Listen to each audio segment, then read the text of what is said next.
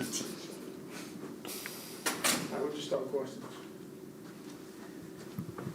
Mike, what's your reaction to just, it's old news, it happened yesterday, but just to be starting again? Yeah, it's awesome to be able to get another chance at playing and going out there competing with your guys is going to be a lot of fun. So kind of been taking it a week-by-week basis, but hearing that was pretty cool. When were you able to throw the football game? Were you able to do it that night? So I didn't throw that night. I came back and got some treatment over the weekend, and then Monday we went out and tested it, and it felt good. So Monday was the first time I threw after the game. Like, you went from kind of this team's backup quarterback, not talked about too much. You have that game against the Bengals, the Colts game, you're all over the radio, or all over the TV. I mean, how have things changed for you, and have you taken note of it at all when you've gone to stores and things like that? Yeah, I mean, you'll get a couple like, hey, what's up, or hope you feel better, things like that. I took my kids to the doctor the other day. They just got in town, so we took them to the doctor. The doctor said something, so that was pretty funny. But, I mean, the only thing that's really changed is you'll walk into the locker room and some of these guys won't stop chanting Mike White. And I told them, I go, that's got to stop at some point, guys. But, yeah, I mean, you get stuff here and there, and it's cool, but you kind of got to brush it off almost and stay locked in. Do you expect to hear the Mike White chants this week? We'll see. I hope there's Mike White chants, because that means the offense is doing something good. So I hope to hear some type of cheering from the fans. Who's kind of the ringleader in the locker room with the chants? No, it's everybody. It's cool, but it's got to stop at some point. But is that kind of weird for you? Like, just the way it kind of quickly happened. I mean, it's been a long road for you. Right. All of a sudden it's happened like this. Yeah, it's kind of crazy. It's cool. You know, you got to soak it in when you can and enjoy it when you can. But it is kind of catches you off guard, because we're in the middle of a season trying to win games, and then, you know, heading into it, I'm like, all right, I'm going to be Zach's backup. I'm going to help him as much as I can, stay ready in my process, but also help him, and then kind of the script gets flipped a little bit. Now you got to play until Zach gets healthy, and so it's a mist of the season to be able to have to change like that is definitely crazy, but it's just part of the job that you got to figure it out. After the Bengals game, when you were asked if you felt you could be a quality NFL starter long term, you said 100%. If someone told you you could take off from here and become one of the better quarterbacks in the NFL, is that something you could conceive of and believe, and if so, why? Oh, yes, I definitely believe that, and I think if you ask any quarterback in the NFL and they don't give you that answer, then that's kind of an issue. You need to have 100% confidence in yourself, no matter if you're the quarterback, you're the left guard, you're the starting corner. Everybody's got to be able to have an unbelievable amount of confidence in themselves, and that's the only way you can play this game. And in my mind, I'm convinced you can't go out there kind of not so sure about yourself, because that's when you'll mentally lock up and you'll do things that's not in your realm. So I think anybody on an NFL football field needs to have 100% confidence in themselves. Mike, when we were talking to Robert yesterday, he said that, you know, as long, paraphrasing slightly, but as long as you're playing the way that you are, he kind of has an obligation to, you know, allow you the opportunity to continue to do that. Do you look at this as an opportunity to show that for the rest of this season you can be this team's starting quarterback, and then moving forward to maybe not even here but elsewhere? I think anytime Coach Salah says it all the time, whenever you're playing and whatever you put on film, that's your resume. So whether it's the couple weeks as a starter, whether it's in backup time, anytime you step on the field and you put a snap on film, that's your resume. So I think that's my mindset every time I go on the field. I want to show, whether it's this team or the other 31 teams, I want to show them what I'm capable of, and let the rest handle itself. What is it that you believe you're capable of? I just think, personally, just executing an offense and playing quarterback in this league. I think I can prove that to other teams and to this team as well, and mainly to my teammates, that I can help win and help guys succeed and just help move an offense down the field. Do you consider yourself? Your confidence so much, and you know you're showing it now. Was it hard to stay confident when you weren't playing, or did you always maintain this?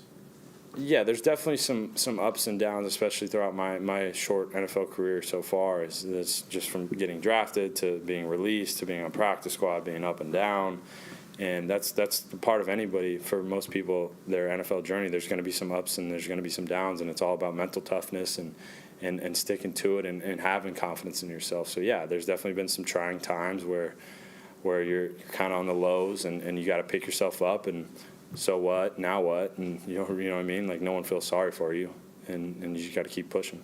Do you consider yourself this to be your job now? I operate on a week-to-week basis, and this week I'm the quarterback for the team. So my job is to be prepared and go out there and help execute the offense. And next week we'll cross that bridge when we get there. Whatever job the team gives me, that's what I'll do to the best of my ability. Why do you think you were under the radar as a prospect? Was it the college programs you were at struggled a little bit, and then Western Kentucky, maybe the protection wasn't great? Why do you think you were under the radar for so long? I couldn't tell you. I mean, that's definitely the scouting departments and across the league and what their interpretation of me is. And then I've told you guys countless times I have 100% confidence in myself. So if you ask me, I should have been a first overall pick. But that's neither here nor there. That's 4 years ago. Try to get my mind off of that and then be in the here and now and execute what my job is right now. And I'll look back on that 40 years down the road where I'm talking to my buddies and we're talking about the good old days. Mike LaFleur mentioned this earlier, how sometimes when you're talking to the other quarterbacks, you mentioned stuff you learned in Dallas from Dak and Kellen Moore, like specifically with Prescott. What was it that you learned from him or took away from that experience? I thought off the field what Dak does so well is the relationships he has with every single person in that locker room and in that building.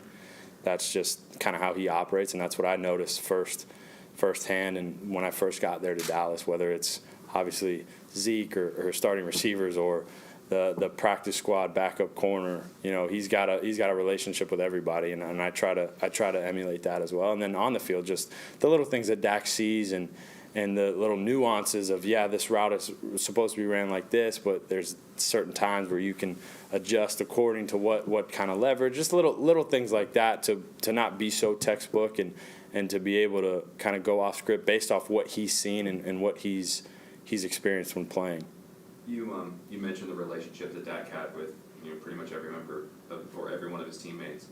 When you were given the game ball, I mean, we saw the video. I think SNY tweeted it out, the Jets tweeted it out. I mean, the ruckus and the roar before Mike or Robert even finished reading your stats was obvious. You get attacked by the silly string. I mean, your teammates are chanting Mike White in the locker room. Is that a sign or validation that you've done that, in your opinion? I think so. I think that's just kind of who I am as a person. I try to have a relationship with everybody. That's the best part about football is being here with the guys and we're constantly here. This is our job. We go to work. It's here. So. You got to enjoy the guys while you can, especially in this business. It's so crazy. It's a revolving door. You don't know how long you have with guys, so you want to enjoy it and have fun with it.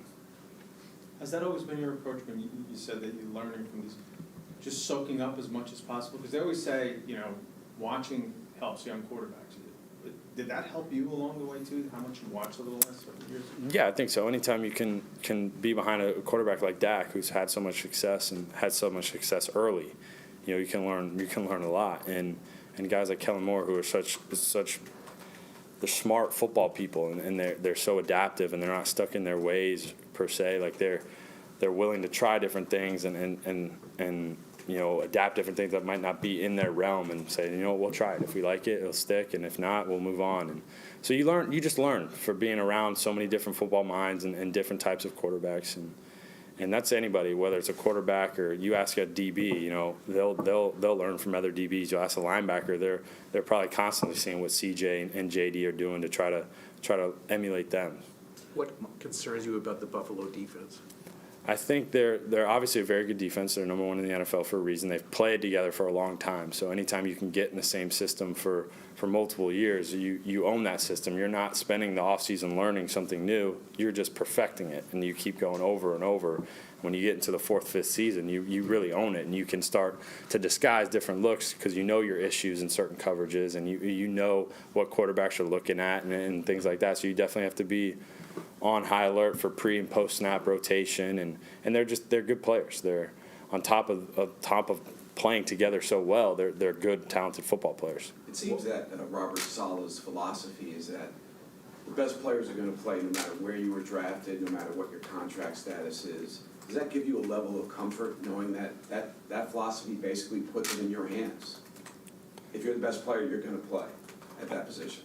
Right. I think, like I reiterated earlier, I've tried to make this not any bigger than it needs to be, and I try to stick true to that with everything. And that's my mindset right now is going out and figuring out a way to beat the Buffalo Bills. And once we hit Monday and we restart the next week, then we cross that bridge when we get there, week by week until the end of the year, and then kind of go from there. And I think the moment you start letting your mind wander or go too far is when you start to lose track of what's right in front of you, and that's when kind of bad things can start to happen. We, not to go back to this one more time, but I remember when you heard the Mike White chants for the first time at the game, we talked to you afterwards, you were like, wow, you've never heard it before. Right. If you hear it again on Sunday at home, I mean, have you thought about what that will be like? I assume it'd be the same way it was the previous home game. I think, hopefully, like I said earlier, hopefully if I hear those chants, that means something's going well, and I'll just listen to it, like enjoy it, but focus on my job first and foremost. Like I won't enjoy anything until after the game, and got to stay locked in. And I know it really sounds corny and cheesy and quarterback talk, but it really is the truth in my mind. You know, you can't let your mind wander. You got to be so locked in on the task at hand and help those other 10 guys do their job and win the game. What about obviously, you mentioned the Bills defense and they've been in the system so long. What else makes their pass defense, because it's number one in NFL, what else makes their pass defense so tough for quarterbacks? Right. Well, I think it starts with their two safeties. They're very talented players. And like I said earlier, they've played together a long time, so they know each other. And then number 27 is a very good corner. And then their nickel, number 24, again, they're two of the best at what they do. So anytime, and then their backers are good. They're just all really solid football players. So whenever you get a bunch of solid football players together for a long time in this league, they start to play off of each other, and they're very dialed into what they're doing. You're gonna get those results. Looking at this from hold on one second, hold on, Andy, and then Dan. Looking at this from the outside, this has the potential to be an awkward situation between you and Zach. Just how have you been navigating that, and what is your relationship like with him? I don't think it's been awkward for a second. I think he's been so supportive, and he's been awesome, and I don't think it hasn't changed our relationship one bit, and it won't. I mean, I think, like I said earlier, we're both operating on a week. I know he's operating on a week-to-week basis with his knee and trying to get ready and get healthy to play, and I'm obviously executing what job is being given to me. So he's been awesome throughout all this, and being back on the field and practicing, he's been able to, like, hey, I saw this, and we're just being able to kind of go back and forth and feed off of each other and just work together. A lot of people who live in South Florida aren't originally from South Florida. A lot of people from New York and New Jersey. With your backstory, do you have relatives here, and where did your family originally come from? Was it South Florida? Yeah, it was South Florida. I don't have any snowbirds in my family, but my grandparents live in a complex that do. So I guess they have some friends from up this way. But yeah, my family for the most part is all originated in South Florida. Thank you, everyone. Thanks, guys. Thank you.